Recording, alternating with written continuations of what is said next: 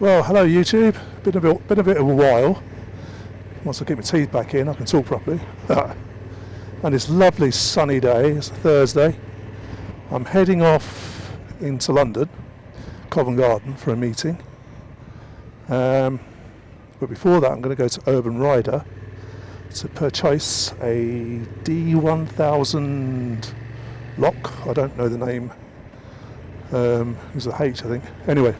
Very expensive, but I love my bike, so sod the expense of security. And what I thought I would do is give you my nearly 2,000 miles, yes, 2,000 miles since I purchased the Transalp, and let you know a few minor changes and what I like about the bike and what I don't. And should you buy one, and was I right in buying one? If that all sort of ticks every box possible. So what a beautiful day, eh? It's lovely, lovely, lovely, lovely. Anywho's, the minor change that I've made is I've moved the, I bought a quad lock. Is it quad lock? Yeah, quad lock adapter thing for my phone. It's not the powered one because I've got power from the bike, so I can just run a USB cable. So now it's off of Temptation space. So that's the change. What else have I done? Nothing. So there we go. So since the last updates. And it's just exactly what I thought it would be. It's comfortable. My bum is very happy. I have a bottom that is very happy. A happy bottom. It's very comfortable. The bike handles really well. Copes with everything I've thrown at it so far. Very stable platform, as I've said a few times in my videos. And after 2,000 miles, it still is. It's still a nice place to be. Good looker. Not that it means much, but people do look.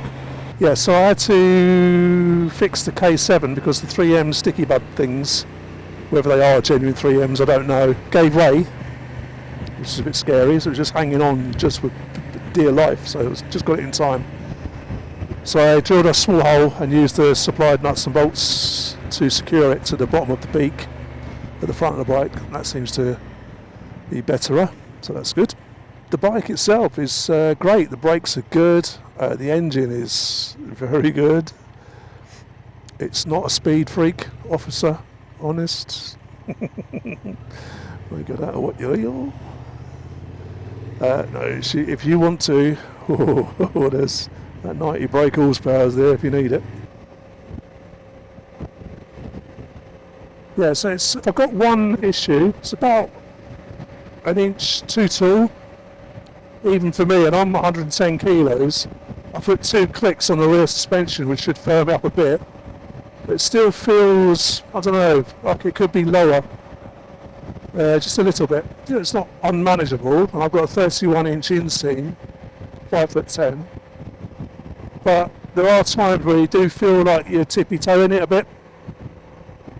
I don't know why, just maybe the camber of the road or, you know, something like that. Yeah, I mean, and the one thing I do want to talk about, and hopefully I've still got some video left to show you. As if my K7s have picked it up properly. There have been some talk about the lights not being bright enough. Some people say, you know, they're pathetic and all that. I totally disagree. One second. I totally disagree. On my way to work, I can go either up the A1M or via the A1000, which is like a very, very dark A road that runs up the side of the A1M. A route I used to take when I was a learner. But sometimes I just feel like mixing it up, you know. And now it's dark in the mornings. I thought I'd go up there just to test the lights, just to see, you know, if this rumour was true. And no, I mean, even the standard light, just a normal headlight, which is on all permanently, is more than bright enough to light up the whole road. And then whack that high beam on, good God. If you can't see that, then you have got more problems than, you know, the brightness of a light bulb. What I have found is the high beam on-off is in a really good place, actually. What I tend to do during the day, I don't need to do it just yet because the traffic's not heavy, but I might do it in a minute, is I tend to flick the high beams on anyway, during the day, just so people can see me, so they can catch this light in their mirrors, you know. And then when I filter, I always put the hazards on now. So I've got high beam and hazards. So now we go into London driving mode, which is very, very aggressive. And unfortunately, you just have to stand your ground a little bit sometimes. It's all very well going textbook and all that sort of stuff, but in the 80s when I was dispatch rider doing this route, it hadn't changed. And to be honest, the last few trips I've been doing into London, the traffic's worse. And it's worse not so much on quantity, but it's on the style of driving. People are so damn aggressive. I mean, really aggressive, like beyond, you know, a little cheeky nudge here and a cheeky nudge there. It's real come at you stuff, you know, which I don't remember it being like that. Maybe rose tinted, I don't know, but I don't remember it. So really, you do have to keep your wits about you, but just take it easy and you should be okay. So back to the bike. I've done basic maintenance, oil, chain clean and lube, air pressure, water, which has changed a little bit. I bought this green stuff called rock oil, something like that, or is it that the brand? Anyway, and that seems to work. Yeah, it seems to be quite nice. A weekly sort of dose down with that. The best thing I can say, right, is it has been pleasurably boring. No dramas, thank God. You know, other than these people causing a few, and trust me, there's been a couple. I thought, oh, here we go. But the bike, you know, there's been no dramas. Enjoyable riding position. I really love it. I think it's great. You know, people do like the look of it. There's something about the Transalp that people really do like. So many comments about it. Good positive comments. Which, you know, isn't even here or there. It's my bike, so I'm going to enjoy it. But it is nice to have your choices affirmed sometimes, just to make sure. Because sometimes, you know, there's that nag in the back of your head. You know, should I pay the extra insurance? Got the NT and all that. Should I? Should I have done that? No, I can wait. And right now, though, as I'm talking to you today, I don't think I need to change. I think this 750cc 90 brake horsepower motorcycle, which is a pleasure to be on,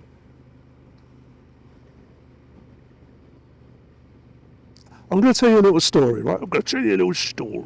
Right, sit down, get your coffee, and I'm going to tell you this little story, right? I'm going to London, I'm going to be parking up in Covent Garden. I did it before on my 125, and that was fine. And I put my locks on, and all that, my lock on. And that was okay. That was a £2.5 bike. Now, yes, it would have hurt, and I'd have had to wait for the insurance, but you know, savings permit me to buy another one if I needed to, and then replenish the savings once the insurance comes through, right? Okay. But this baby is a little bit more expensive. Now, I got a deal on this, right? Because remember, I did the 50 miles of the 60 miles that was on the clock when I bought it as an ex-demo. So I actually got a good deal. I got all these bits and pieces added and all that stuff. Now, to add all them pieces on, so I get a like-for-like bike, you're looking at not far off of 12 grand. Now, can my savings stomach that? Just. It hurt. And what would more hurt is that I've actually come to like this bike. Not love it. Can't love an inanimate object, but that's just odd. But like it, yes. And respect it. And cherish it. Which I suppose are all words of love, I suppose. Anywho's. So this was my mad idea, right? My game plan was to go and buy a burner bike. What do I mean by that? Well, no, I'm going to get into drugs. Don't do drugs. Too old for it. Anyways. So I was going to go and buy a cheap bike. And when I had a look, I went up to Gibson Motorcycles in Welling, and they had a lovely Royal Alloy, which I've always had my eye on. I do like those, for £2,000. And I think they've still got it as of the date of this video. And it is a nice bike, trust me, really nice 125. They sold it to the person's passed their test, and now they moved on, so that's fine. That's normal progression. Oh, hello. Let them do their lights thing.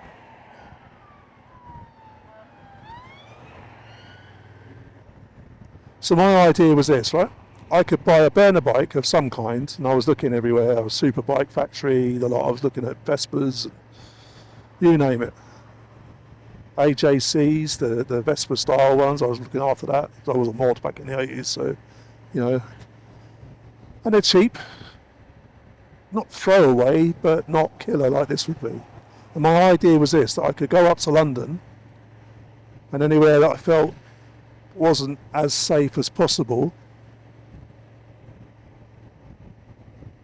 lock up the little bike, for want of a better word than burner. And if it got nicked, well, hey ho, it's an annoyance, but I'd still have this in the garage when I got the tube home, cursing and swearing and having to go through all the insurance nonsense. So that was my plan. That was my serious, genuine plan, right up until, when was it? Monday. It's Thursday today, so 3 days ago. And then I slapped myself around the face, thinking, what a bloody idiot you are. And this is why I'm going to Urban Rider. Now, I went to J&S Accessories. While I was at J&S, they had the Scott's Urban jacket I could fit over this one. And what I also bought was Cotix or something, brake disc lock, to go with my Boss alarm from Oxford, which goes through the back. So I've got one for the front, one for the back, and I've also got a Monimoto, yeah, 9. I'm really bad with names, aren't I? Terrible bad with product names. But I've got the tracker, which works, which was so funny when I was installing it. It's rechargeable rather than the 7, which is batteries. And so I left the keys indoors. So as I walked to the garage, which is a few yards away because I live in a mews, my phone rang and it was my Transalp calling me. And I thought, it's a bit odd. And then I remembered, I'm walking away from the key, which it has to be in proximity, so it's off, And then when you walk away, it goes on, which is pretty cool. Yeah, so that was funny. But it actually did prove that that it was working. The setup, which was pretty easy. It wasn't hard at all. I'll just do this bit of filtering because I can do this. This is easy. And it gives you, the call tells you that your bike is moving, because obviously I was moving with the thing in my hand. So I was effectively my motorbike, does that make sense? So yeah, so that proved that worked. And then when I got the keys and came back, the phone did another update to say that the keypad fob, sorry, I really can't get my words out today. The key fob was in range and the thing was off. Didn't need to be on, did it? Because yeah, so that's pretty cool, isn't it? Nice and easy. And as I say, the 9 is a rechargeable, and I'll put a link below. And yes, that is an affiliate link, so I do earn a little token if you do purchase, which I recommend you do. Yeah, so I'm going to buy a D1000 lock, a lot of money. But now I'm thinking, if I've got 2 bell alarms, the steering lock on, this has got the hiss thing, which I have to be honest, I don't really know what it is actually. Is it immobiliser or something? I don't know. So I'm just being very aware at the moment, so I'll come back to the video in a second.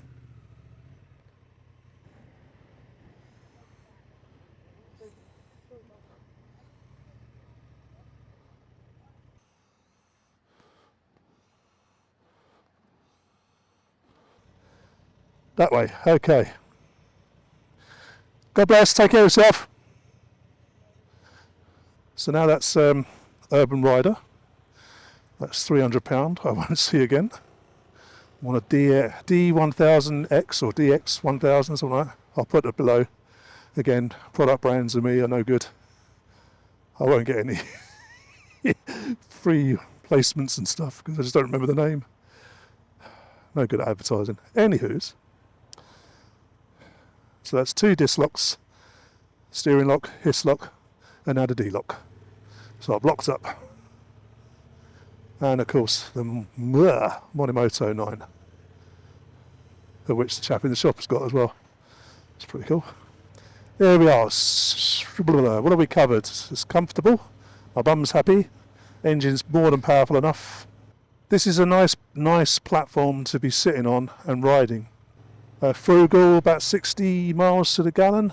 That's motorway and urban. Nimble. Chuck it about, no problem.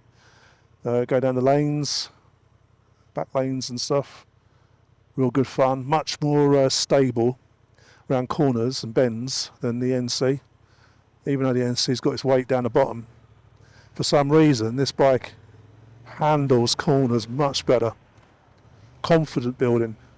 Go for a test ride. Go to your Honda dealer. Ask for a test ride of the Transalp. You'll see what I mean. It's hard to explain. It's not, I don't want to explain it, but it just really is hard to explain. It's a confidence in cornering. And because you are up high, as I said, about an inch, maybe too much, you've got a good view of traffic ahead, traffic coming. The mirrors are great, see everything around me. So all in all, a great bike. I do encourage you to go for a test ride and see if it warrants you trading in your current. Or you just agree with me or disagree with me. So I'm going to stop chatting now. I think we've covered it. And I'm just going to roll with footage of riding into London. Only because I can focus better, because it's going to get a bit nutty. So I'm going to love you lots, as always. And I'm going to wish you well. And I'm going to see you on the next video. Someone's asked me to do a 150 mile Kalimoto round trip. So that one I'll be planning. That should be fun. And I'm doing a lot more on the Hasselblad film cameras with the 907 CF digital back on them as well. So a right old treat if you're into Hasselblad cameras, as I am. So there we go. So I'm going to sign off. Again, love you lots. Wishing you well, safe journeys, and see you very soon. Ta-ta for now.